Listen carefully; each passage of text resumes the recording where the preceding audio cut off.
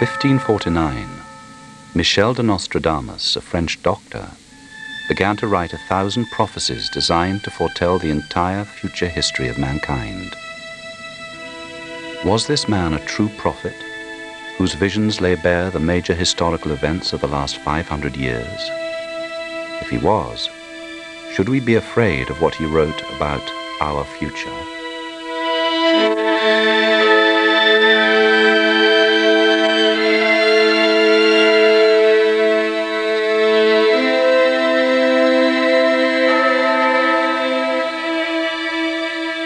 A nation mourns, the world grieves.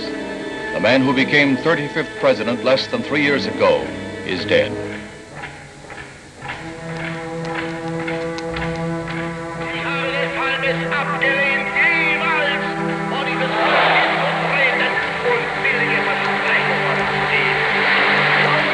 If there was nothing to this man at all, would he have survived as long as he has? What is it that has fascinated so many people for so long? We are all of us anxious to know what's going to happen. When an apparent prophet like Nostradamus has accurately forecast the rise of Hitler and the Nazis and the assassination of JFK, I think that thinking men and women are going to look to see what he says for July of 1999.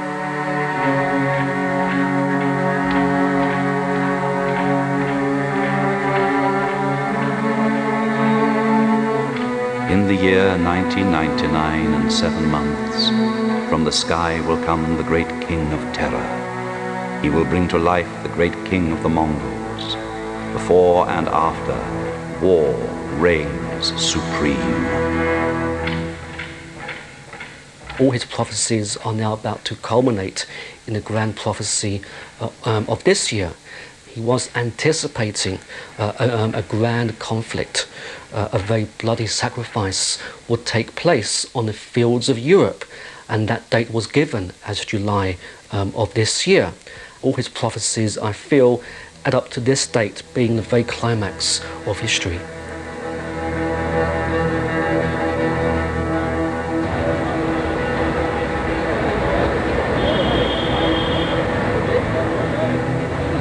Some people come to Speaker's Corner to laugh at those who preach about the end of the world and the Day of Judgment. As a Church of England minister, I can't do that. The Old Testament prophets thought they foresaw the future, including the destruction of Jerusalem. This happened. The last book of the New Testament, Revelation, tells how the end time will begin with the coming of the Antichrist. Quote Nostradamus, the rivers will run red with blood. What you're saying doesn't make any sense. There have been many other prophets since biblical times that have foretold the end of the world, but what makes Nostradamus different is his apparent extraordinary track record for getting things right. With the world in the state that it is, there's no wonder that people are taking his end-of-the-world predictions so seriously. People, you're gonna die, and nothing's gonna benefit you. You're gonna stand before your Creator face to face. To defy God, Lord, we got to stand the consequence someday.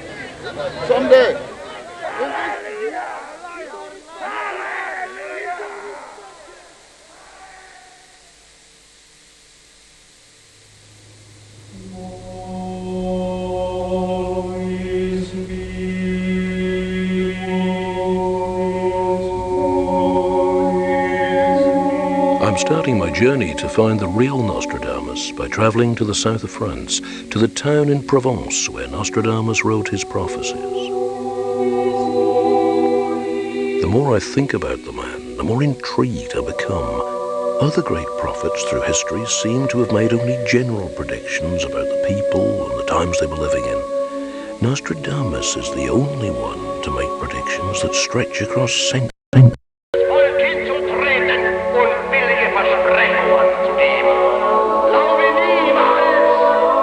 Beasts wild with hunger will cross the rivers.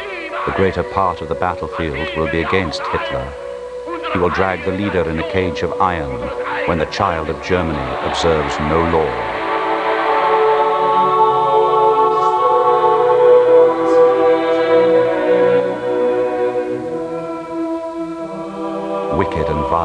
a man of ill repute, the tyrant of Iraq, comes in apace. With Babylon's great horde all plead their suit. Horrid the land shall be, and black its face. It's difficult to believe that someone almost 5 centuries ago could predict major historical figures and significant events in world history, but his words do seem to fit in so many ways. I need to get to grips with the man and get a sense of the place and the time that he was living in.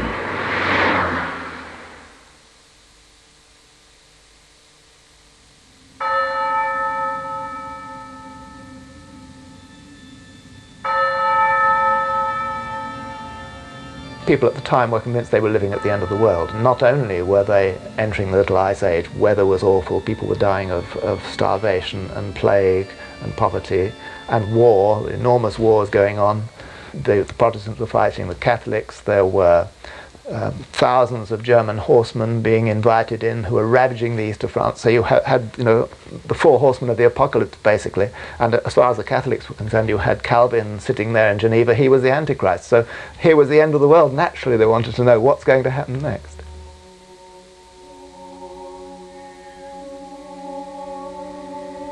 In those sort of circumstances, people do turn to prophecy.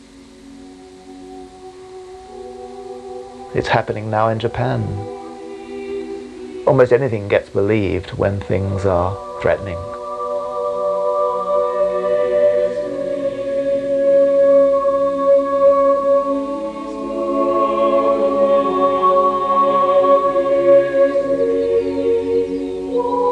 Death cult members and end-of-the-world believers have made pilgrimages here. I've read that many of the local people are decidedly edgy about Nostradamus and his association with the end of the world. As the month of his most famous prediction approaches, I wonder if the townsfolk are even more nervous of who or what will come their way.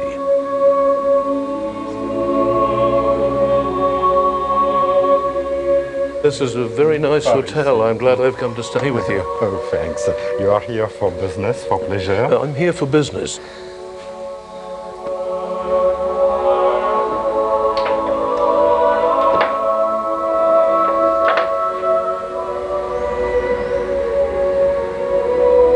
The legend of Nostradamus seems to grow year on year as new predictions appear to come true. New translations and commentaries are coming out all the time, and this has led to so many myths and fallacies developing around the man. It's not easy to know who he really was and what he truly wrote.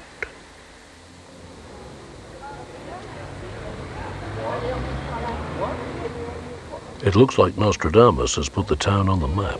There's tourists here from all over the world drawn to the fact that the great prophet lived and wrote here. Ceylon is obviously doing quite nicely out of its most famous son, death cults being the only downside.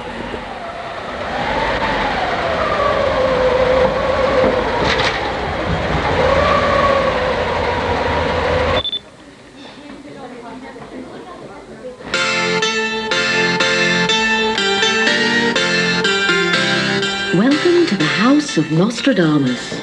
You're in the building which was the home from 1547 until his death in 1566 of Nostradamus, the star-loving doctor, as he liked to call himself.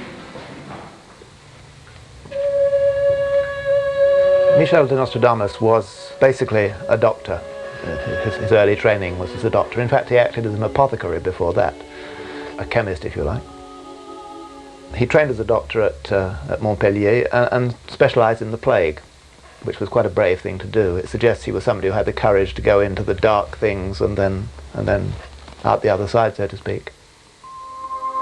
He was pushed to consider the more troubling side of his nature by the events that happened to him at Agen, which was where he first set up as a doctor and where his wife Henriette d'Ancos and their 2 children died of the plague.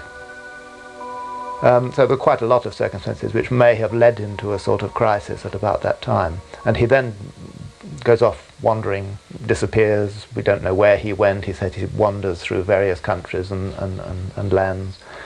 And eventually he went into semi-retirement in his 40s. he settled down at Salon de Provence and started trying to write the history of, or the future history of the world.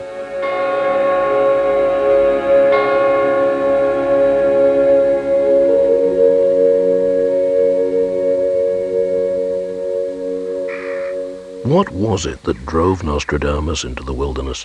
What crisis did he go through? He lived in a great Renaissance period where there was an explosion of new learning, which I think possibly led him to believe that he could conquer the ills of the time. But he couldn't. The plague continued to claim the lives of thousands, and then he lost his wife and 2 children to the disease.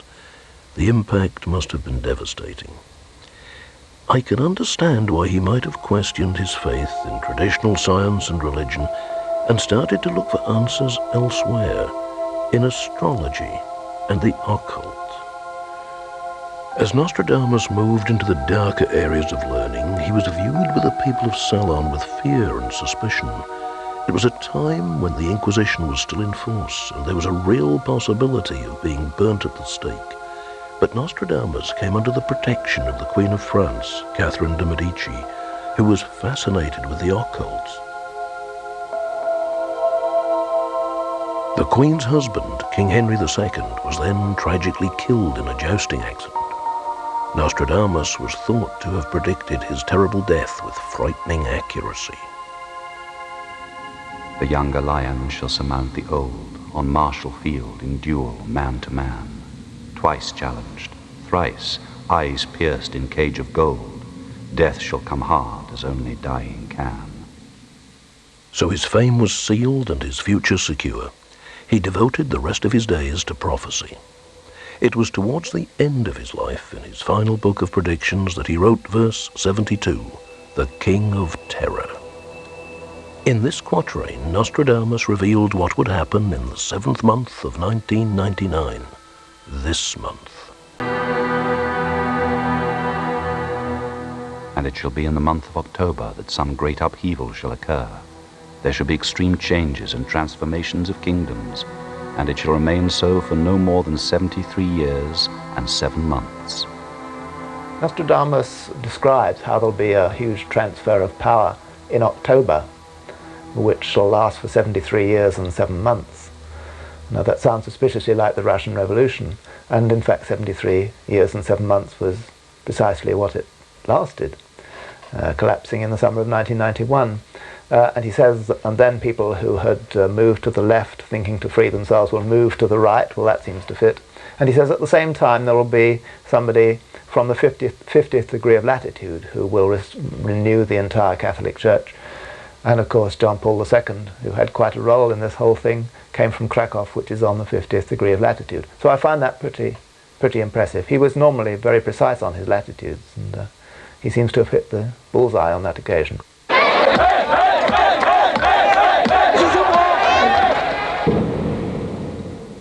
So how did he do it? We know he based much of his work on astrology, the belief that the positions of the stars have a major effect on human life. In the 16th century, this was common belief, and was not incompatible with either Christian theology or current scientific thinking.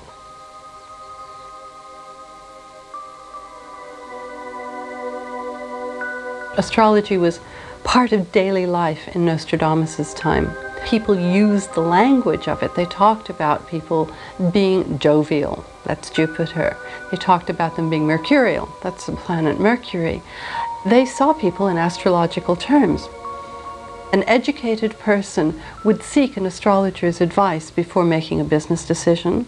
A general would before planning a campaign, and certainly in medical treatment, a doctor would look at an astrological chart before prescribing. It was before the age of telescopes. Therefore we depended entirely upon the naked eye, and about the physical nature of the planets we knew nothing at all. Secondly, also important to remember, in those days astrology was still regarded as a proper science and equal to astronomy. And I think it's fair to say that all the main astronomers of the day were also astrologers, and certainly that does apply to Nostradamus. Remember, was trained in astronomy. He was an astronomer and also an astrologer, and there was no real distinction between the two. The idea at the time was that history repeats itself, and if you want to know about the future, you have to find out from the past. All the answers lay in the past at the time of the Renaissance. They hadn't invented the idea of progress. But about that time, people were bringing out astronomical tables, forecasting in which signs the planets would be for centuries ahead. So he had the information, and I think the possibility dawned on him that it might be possible to foretell the future using it. I think probably where it started was with the great lineup of planets of 1524. Everybody expected the world to be flooded. Various people were building arks, quitting the cities, and so on. And I think probably Nostradamus had the wit to look back at the last time all the planets lined up and realize that nothing happened, and probably, being a young and brash young man, probably told everybody, oh, nothing's going to happen, and nothing did. And that may have given him the idea that you could look back to the last time the planets were in certain positions, whether it's a line-up or whether it's higgledy-piggledy, and then work out when they were going to be in those positions again, and from it foretell what was going to happen. You can test that on a computer. You look at, for example, where the planets were at the time of Julius Caesar's assassination. You can project that into the future and see when it's going to happen again. And as it happens again on the 23rd of November 1963 at the latitude of Dallas, which could be just a shot in the dark. But if it's more than a shot in the dark, it's a bit worrying. Somebody has some explaining to do.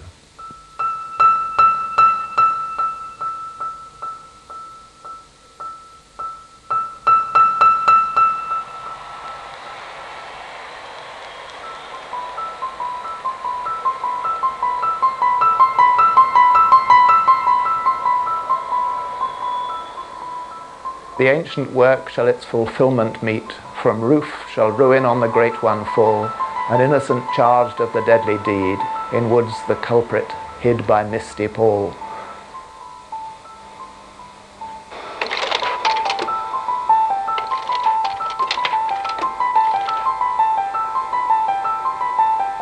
Does it fit Kennedy?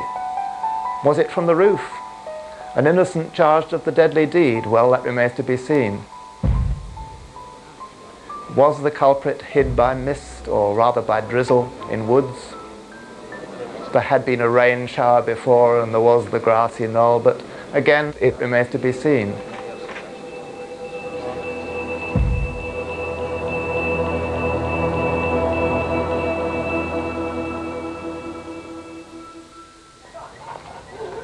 Nostradamus seems to have latched on to the current thinking about astrology and the cyclical nature of history to give the dates and latitude of when and where major world events would take place.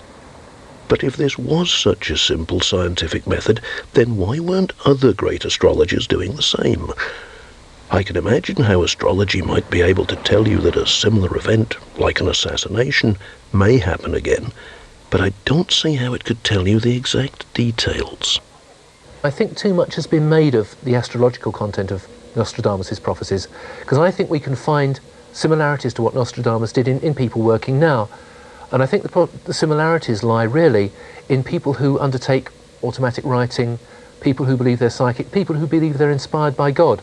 Because although there's a lot of material about astrology, essentially he was also talking about divine inspiration. But the perfect appreciation of things cannot be acquired without that divine inspiration. Given that all prophetic inspiration takes its prime moving principle, first from God the Creator, then from fortune and instinct, it is in this way that the prophecy is partially arrived at.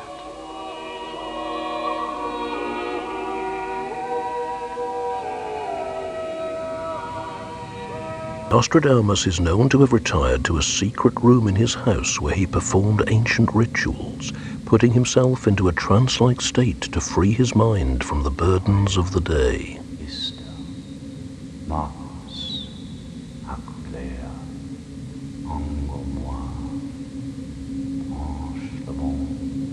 The exact technique which he used to get into a state of trance is uncertain, but it is thought that he adopted a method known as scrying, in which he would stare through a candle flame into a bowl of water for hour after hour until visions appeared. Some modern clairvoyants now use mirrors.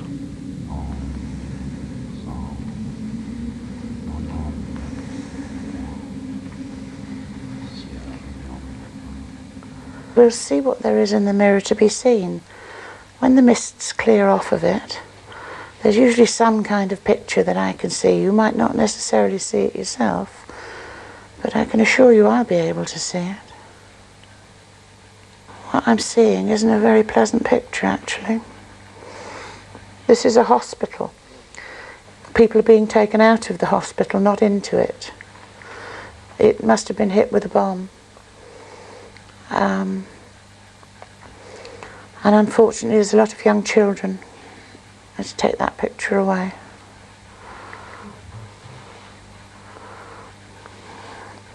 I should say today's the 18th of May in case this comes up in the future. It's the morning of the 18th of May. Oh, that's a better picture.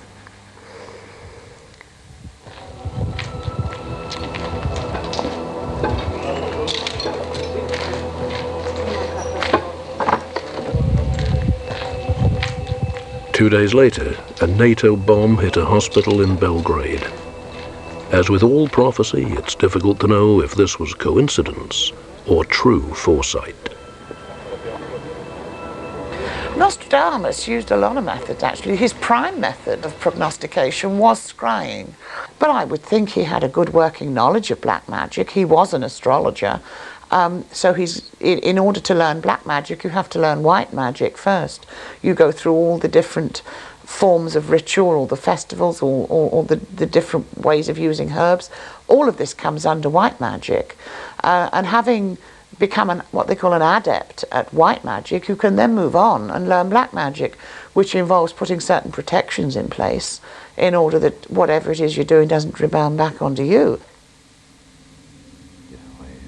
The more Nostradamus delved into the dark side, the more he was putting himself at odds with the church. The papacy maintained that it was the unique interpreter of God's will. Someone who believed that they had a direct line to the divine was clearly a threat or in league with the devil.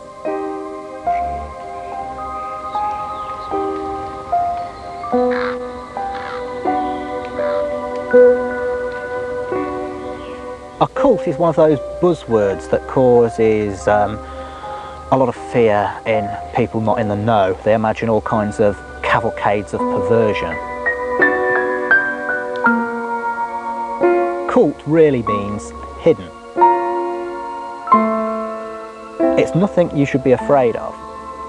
I myself and my colleagues have nothing to do with devil worship. The devil is a Christian icon and I'm not a Christian. I look at a cult as more of a kind of strange science, if you will, a fringe science.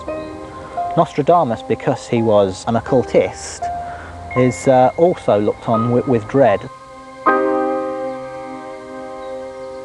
Most of the time he was on his own at night, through the night, looking singularly at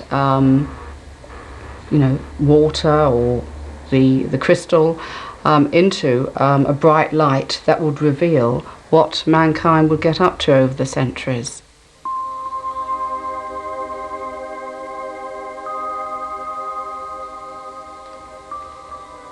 You have to be careful. You have to trust implicitly your guides and the angels from God. And if you trust them, they won't let you down, so they can't lead you into any danger or falseness. I've worked with my guides for 25 years plus, and before that they were talking to me all the time.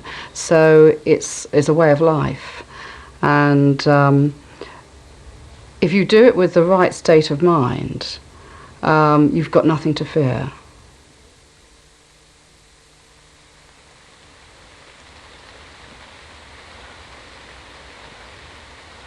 I'm beginning to wonder how far Nostradamus became lost in the world of the occult, and just how much he was in control of what he wrote.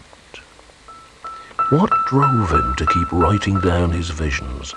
Was he on the edge of madness?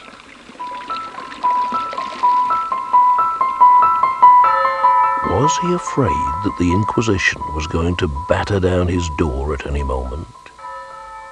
Maybe this could explain why there are so many obscurities in his work.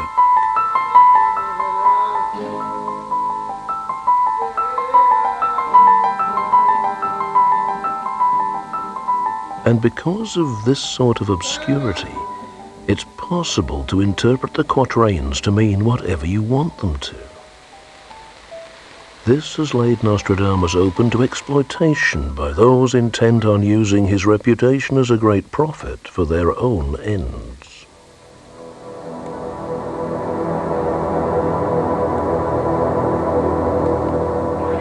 Eigenen Frostheit, eigenen Trotz, eigene Beharrlichkeit, dann werden wir wieder emporsteigen, genau wie die Väter einst auch Deutschland nicht geschenkt erhielten, sondern selbst den Schatz. Nostradamus has been used throughout history to justify, especially politicians' aims. Hitler was into it to an extent, although that started with Frau Goebbels, who noticed various similarities in the prophecies to German history. The Germans certainly dropped leaflets over France that Nostradamus had predicted the victory of Germany. The British certainly leafleted occupied Europe with fake prophecies from Nostradamus saying the Germans would be destroyed. And the Americans, of course, no less than MGM, actually put out a film alleging the victory of the Allies and so on. Once again, they falsified the verses they used. It's a standard practice. Peter Le Mesurier is one of the few people who have gone back to the original first edition of Nostradamus's prophecies. He believes he has found the truth behind one of Nostradamus's most infamous predictions. Verse 2:24. What immediately attracts the commentators is the word Hister in line 2, which so often is supposed to mean Hitler. And yet you can see that the whole verse is about Fluve in the first line, meaning rivers. And it mentions Hister, which was the old word for the Danube. It mentions Rhin, which was the old word for the Rhine. So whatever it's not about Hitler, it is about rivers. And a suitable translation would be, beasts wild with hunger shall the rivers ford, the greater battle near the Danube swell. In iron cage he'll have them drag the Lord, when German child the Rhine shall see as well. Now it's not very specific about Hitler, if indeed it's Hitler at all.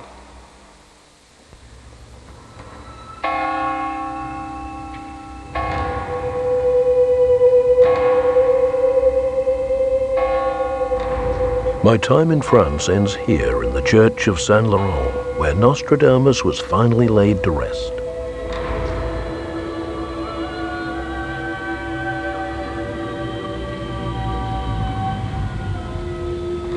Now that I've had time to contemplate the man, I wonder if he himself would have believed that over 400 years later, one of his prophecies would still be influencing so many.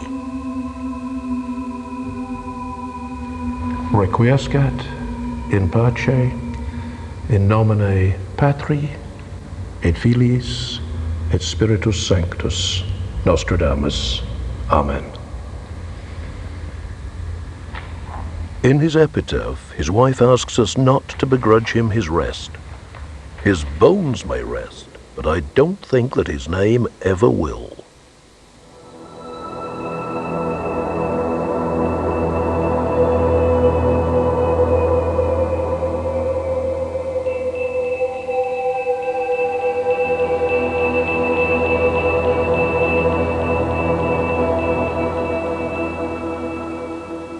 The cult Om Shinrikyo. He ordered the fatal 1995 sarin gas attack in the Tokyo subway. 12 people died and 5,500 were injured. Ashihara believed that Nostradamus had foreseen him as a great cult leader. Ashihara went to France in 1989 on a kind of pilgrimage to see the original Nostradamus texts for himself. Et donc lorsque je l'ai rencontré à Lyon, il venait d'abord se documenter et puis en même temps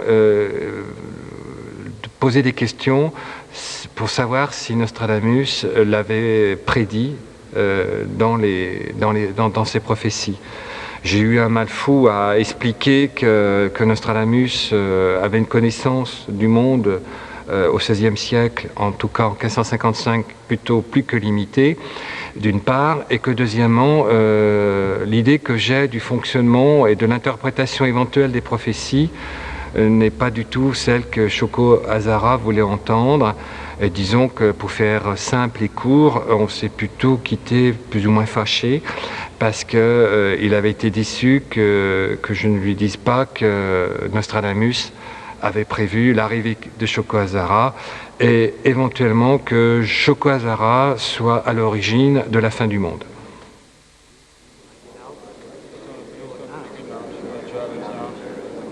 The European and Japanese media descended upon Michel Chamarot to question him about his meeting with Ashihara. Lorsque j'ai appris l'attentat du métro de Tokyo en avril 1995, je me suis senti quand même un peu responsable. Et je me suis senti aussi responsable de la réflexion que je peux avoir sur Nostradamus. Je me suis dit que bon, Nostradamus, c'est finalement un sujet très difficile, qui ne peut pas être mis entre toutes les mains. La preuve, c'est qu'on peut le détourner à des fins criminelles. Nostradamus has always attracted people living in times of great uncertainty, and at the moment Japan is suffering a period of major economic and social instability. Many Japanese are obsessed with a second end of the world quatrain attributed to Nostradamus, which they believe says the end will come on July 4th, 1999. People are always worried by uncertainty, so you get the current idiocies going on in Japan to the effect that verse 158 is predicting World War III on July the 4th, and so on and so forth. My translation of that verse reads, "The belly sliced, it shall be born two-headed, and with 4 arms. 4 whole years it shall live. When Aquilea's festival is readied, Turin, Fossana, follow Ferrara's chief." And you can see perfectly well that if you do a proper translation, A, there's nothing about war in it. The belly sliced is a Caesarean birth. This two-headed 4-armed thing is obviously Siamese twins. And it's Aquilea's festival. It's a town in Italy. It's not Aquila, which means the eagle.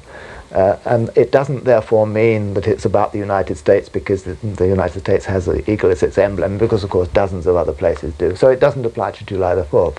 It's a typical example of somebody who doesn't know, probably doesn't know French at all, but certainly doesn't know 16th century French, feeding a wrong idea into the verse, this corresponding with everybody's favourite fears, and the whole thing getting blown out of proportion until you get a whole nation like Japan going crazy about the idea. Many Europeans are also consulting the words of Nostradamus. The Balkan conflict had the potential to bring China and Russia into global conflict. People were afraid that it would start World War III and Armageddon. Everyone becomes very worried reading Nostradamus prophecies and knowing that not only there is a conflict in Kosovo, including all major powers in the world, but also conflict in Kashmir in the last couple of days, which includes 2 nuclear powers, India and Pakistan as well. We have Nostradamus prophecies reprinted now in Serbia. They are sold in bookshops, and most of people are now more and more worried about Nostradamus prophecies regarding July of 1999 as the beginning of great world crisis. Here's one comment that will change your life, my friends. It's this.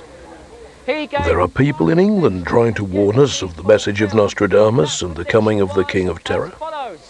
In 1999 and 7 months, there shall come from the sky a great King of Terror to bring back to life the King of the Mongols, and Mars shall reign. I can't help feeling anxious and worried about the effect which so many of these ill-researched end-of-the-world prophecies, this constant harping on the arrival of the Antichrist and all sorts of massive disasters, are having on sensitive and vulnerable listeners.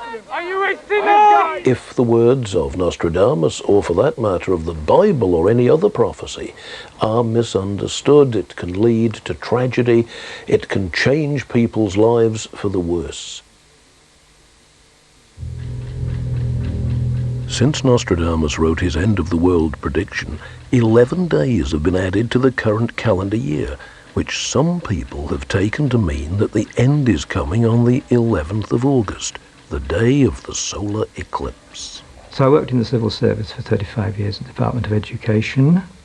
I retired, got early bath in 94, and since then I've been thinking a lot about things that are more important than the trivial round the common task. I've studied various good books, the Bible of course, the Quran, Nostradamus, and I'm convinced beyond any doubt that we're moving towards the end of time, the appointed moment of judgment, and in the twinkle of an eye, all of us will be in one place or the other 1 second later.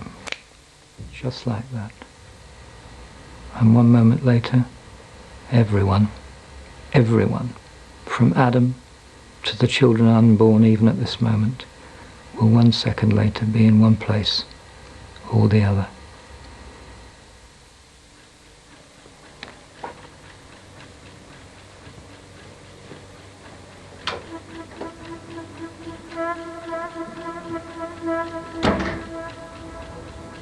Come the 10th of August, the day before the 11th, I shall finally leave this flat for the very last time, and it will go up in smoke like the rest of the planet the next day.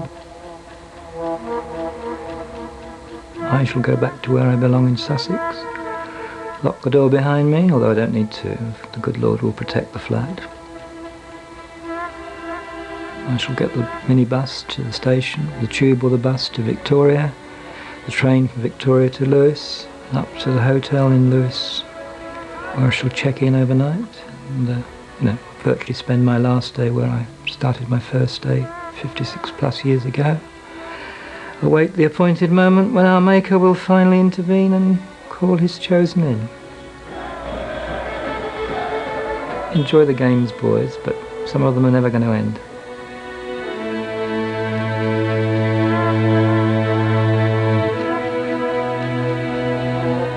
For a lot of people, an end or certain end has an appeal.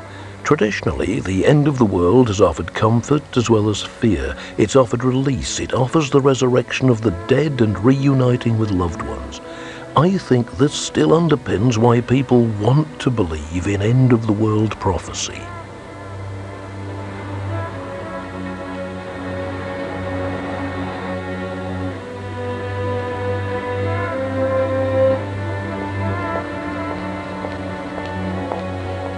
If you look at the way people function now, it's largely in the absence of religion, it's in the absence of simple belief. People don't trust their priests and their vicars very much anymore. But you can pick up a book that says things that are in a way comforting or at least certain, then maybe that's a fair substitute. And I do think that's a substantial part of the appeal of this. Consequently, you're suspending reason to an extent again. You don't have to look very far. You just look at the words, you just look at what's said there, and you accept that for what it is, which is for a long time the way that many people have accepted religion. If you think much further and look much deeper, then obviously you get different answers. I'm afraid it is irresponsible for authors to feed ideas into Nostradamus and then put it out that that is what Nostradamus says. I mean, it's dangerous. It's feeding ideas into people's minds. Prophecies can be self-fulfilling. This is the danger. You really need to get back to the original edition, which most people don't, and then you need some fairly level-headed commentaries on it. Otherwise the whole thing gathers its own momentum.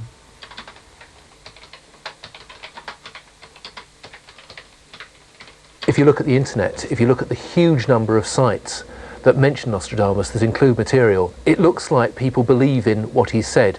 You actually start analysing it and you realise you've got as many different views and as many different interpretations as there are sites that deal with him. And similarly, if you pick up an array of books, we've got books here, these people, if you put them all in the same room, the author of these books, they wouldn't hardly agree on anything. They could slog it out from dusk till dawn. The King of Terror could refer to a nuclear bomb going off in the sky. That is a very strong possibility. A King of Terror, Slobodan Milosevic, wants to impose himself. Just recently, scientists have found out about a grand belt of asteroids that are now circling the Earth. I have to explain. The chief of terror is China.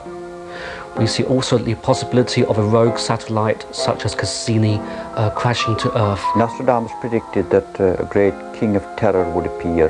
He was really speaking about the Antichrist. What you end up doing over a period of time or over a number of different writers and interpreters is interpreting the same quatrain, the same same little prophecy, as meaning 4 or 5 different things depending when it was made and when it was interpreted. So really there is no absolute test. There's only the test of looking back, comparing the prophecies and finding out really that they're all about how people have interpreted them and really not about how Nostradamus intended them at all.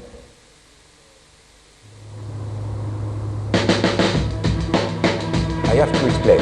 The chief of terror referred to a nuclear bomb going off in the sky. That is a very strong possibility. Predicted that a great king of terror would appear. A comet appearing in the sky.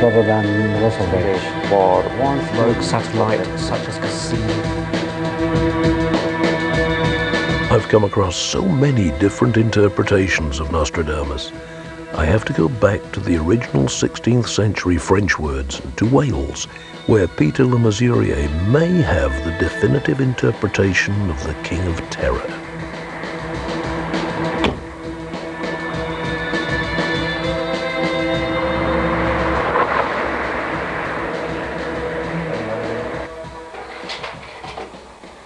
L'an 1999, 7 mois, du ciel viendra un grand roi défrayeur, ressusciter le grand roi d'Angolmois, avant-après, Mars régné par bonheur.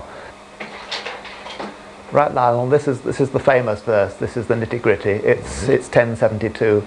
It says, when, in the first line, the year 1999 and 7 months, July on his calendar, mid-July to mid-August on ours, funnily enough, including the 11th of August solar eclipse.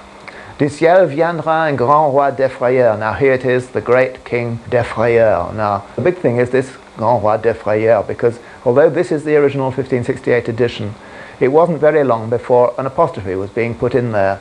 That's where it wouldn't be. So that it meant un grand roi défrayeur, a great king of terror. And that is the one that has persisted ever since, and now people are expecting a great king of terror, and people are building bomb-proof shelters and worrying about this comet that's going to hit us. In fact, it doesn't say a great king of terror at all. So it's just that one apostrophe, Peter? Just that one apostrophe. That's changed him from a defrayer, from a payer of expenses, right, to a figure of terror. That's it. It's ludicrous. But then, of course, you know, just a slight change can change God into dog.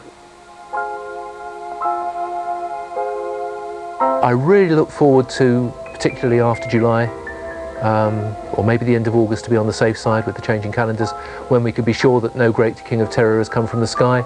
And I'll be even happier come the first day of 2000, when absolutely nothing has happened and we can all get on with our lives.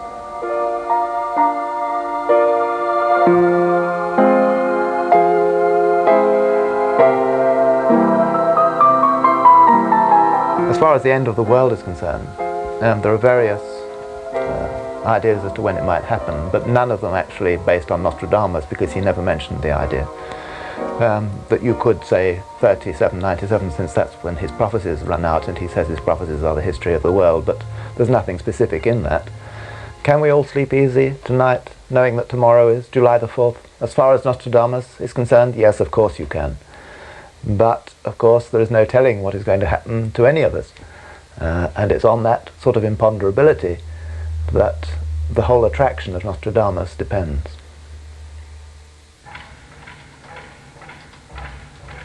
So just one rogue apostrophe has fooled so many people for so long. Having now separated the truth from the myth, I still can't dismiss Nostradamus simply as a charlatan. I think that he was definitely a visionary. His communist-era prophecy, for example, is so accurate that it can't be dismissed as pure coincidence. Apostrophe or not, some people are still convinced that the end is coming.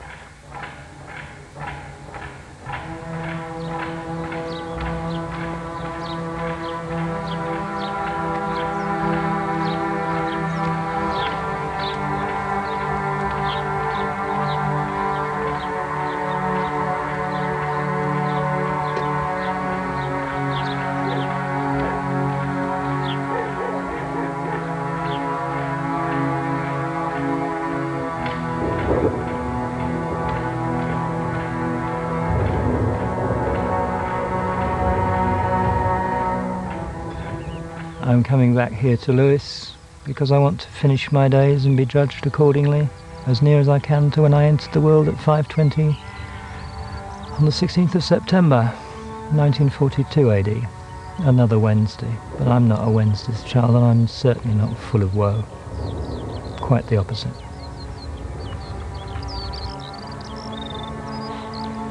There have been prophets down the ages, ignored. Some have been persecuted, at least I'm spared that, but there have been them.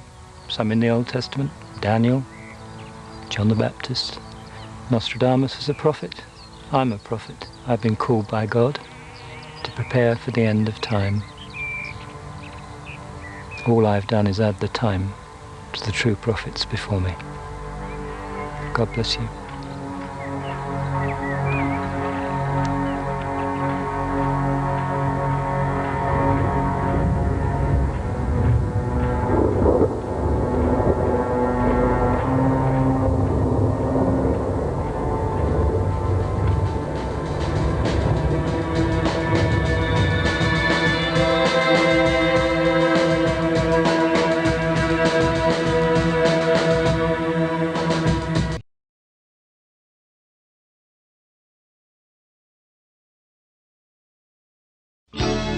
Someone by night, someone by day, nothing could change you, set and sure of the way.